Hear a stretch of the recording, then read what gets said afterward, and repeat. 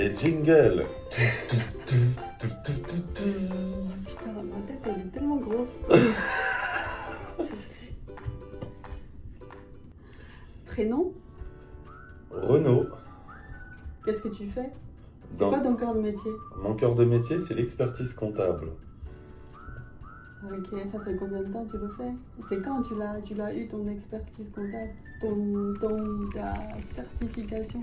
Non, c'est pas ça. Oui, c'est Mon ça. diplôme. Oui. Expert Alors j'ai eu comptable. mon diplôme en 2014 ou 2015. Parce que j'avais 2015. pas tout validé, mais oui. 2015, voilà. Donc depuis, j'ai commencé à travailler en comptabilité. Mhm. Voilà. Ensuite, je me suis orienté vers l'expertise comptable en cabinet. J'ai fait du consulting. Et après, je suis passé en salarié interne en tant que responsable comptable. Et après, j'ai re-été consultant de nouveau pour finalement être comptable chez Natixis au final. Est-ce que dans ta classe, il y avait plus de filles ou de garçons? Je veux dire, en comptabilité, est-ce que les mecs sont meilleurs que les filles? J'ai comme l'impression qu'il y a beaucoup d'experts comptables hommes. Alors, dans mes classes, il y a toujours eu un petit peu plus d'hommes que de femmes, ça c'est vrai. Et au final, tu as beaucoup de femmes qui commencent les études de comptabilité, mais qui vont pas jusqu'à l'expertise comptable. Là où les hommes vont jusqu'au bout des études. Après, en général, bah, souvent, des fois, il y a des femmes qui se marient, qui ont des enfants, du coup, elles font une pause. Et après, c'est un peu plus compliqué de reprendre le chemin des études. Mais en général, on est à peu près sur du, allez, je dirais 60-65% d'hommes et 40-45% de femmes. Génial. Et toi, qu'est-ce que tu aimes dans la comptabilité?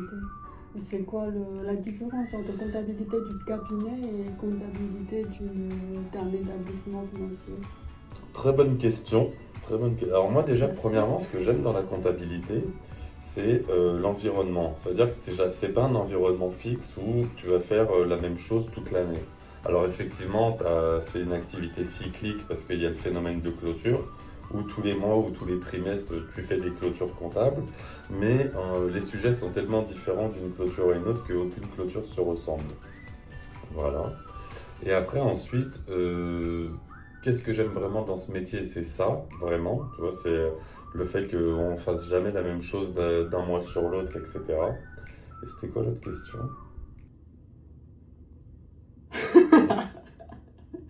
Qu'est-ce que tu aimes vraiment là-dedans?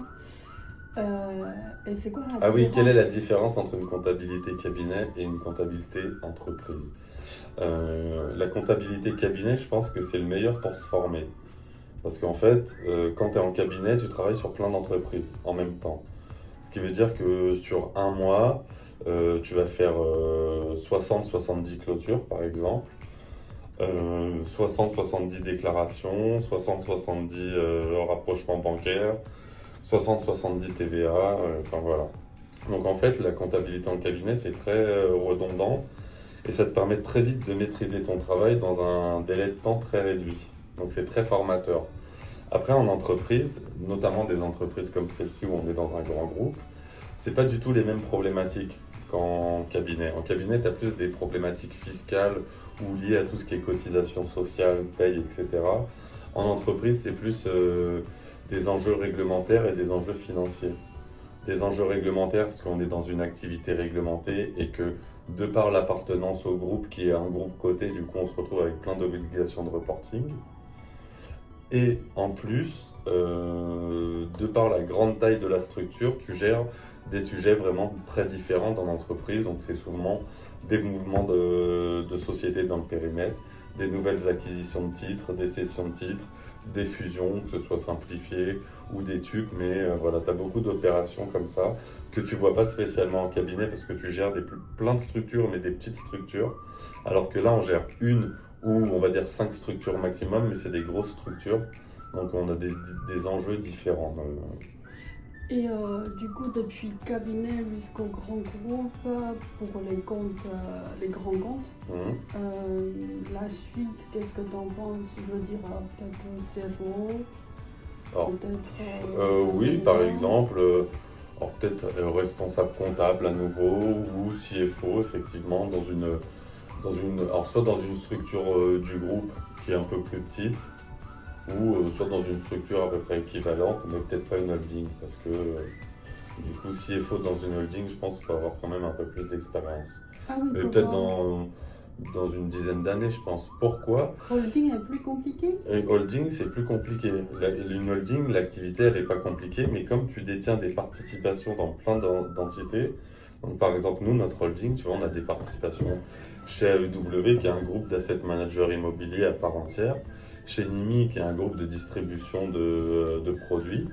Et au final, quand tu es CFO d'une holding, tu as les problèmes de ta holding plus les problèmes de tous les affiliés.